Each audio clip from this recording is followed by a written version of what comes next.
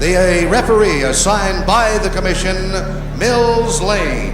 Here is the undefeated Marvis Frazier. So in British conversion, that's 14 stone. He is undefeated, ladies and gentlemen, the WBC heavyweight champion of the world. This fight was not just about fighting for a victory. Larry Holmes had once shared the training ring with Marvis Frazier's father, Joe Frazier.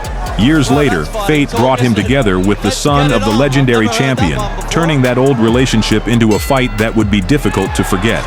Marvis Frazier came in with a perfect record and unquestionable courage.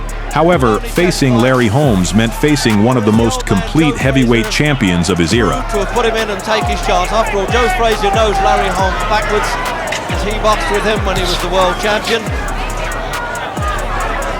Frazier, of course, with only 10 fights, but has been around the hard-bitten gymnasiums of the world, boxed in the top American. Just look at this for a show-off at the start then by Marvis Frazier, trying to show contempt for Holmes. Remember, at 34 years of age, there are occasions when heavyweights come apart at the seams overnight. Well, I'm wondering, is this really the night or not? I would suspect that those trunks that Frazier's wearing were his father's. They were certainly the same colour that Joe wore when he fought Ali. A little bit of jeering from the crowd there because there was a wrestling throw coming from Holmes. Holmes immediately took control of the fighting floor with fast jabs that kept finding their target. Marvis tried to show that he was not afraid. He even lowered both of his hands while shaking his head, as if challenging the champion to attack. Joe Frazier was telling me that his boy's got to fight 3 minutes every round. By that he means he's got to pitch in punches and try and slow Holmes down, who he reckons is now reduced to spasms of punching during the round to save his strength. But really, you have to say, there's no substitute for experience. He bangs that left hand in. Probably the best left hand punch since the great Joe Lewis.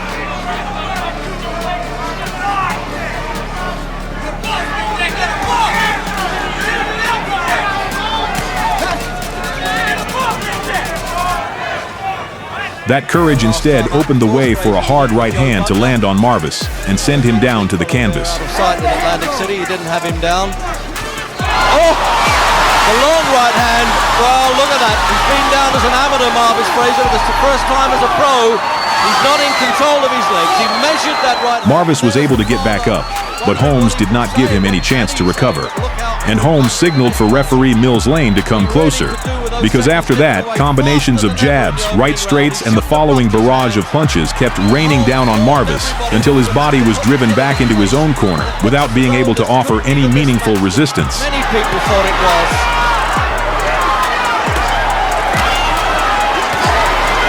Really putting young Frazier in trouble there. Will he get over this first round? The gum shield comes flying out. Mills Lane, the referee, hopefully giving him every chance, but it's all one way now, and he stopped it in the opening round. His father, Joe Frazier, immediately rushed to his son and embraced him tightly. There were no words that could erase the pain of watching his son being stopped so brutally.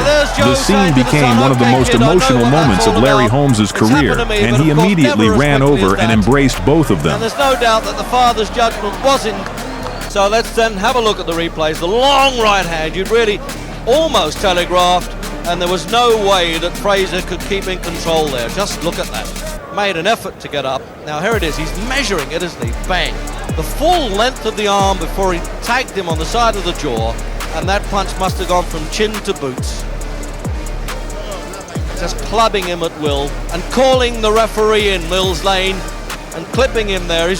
That really is back to the old Jack Johnson days, punishing his man and showing mercy at the same time.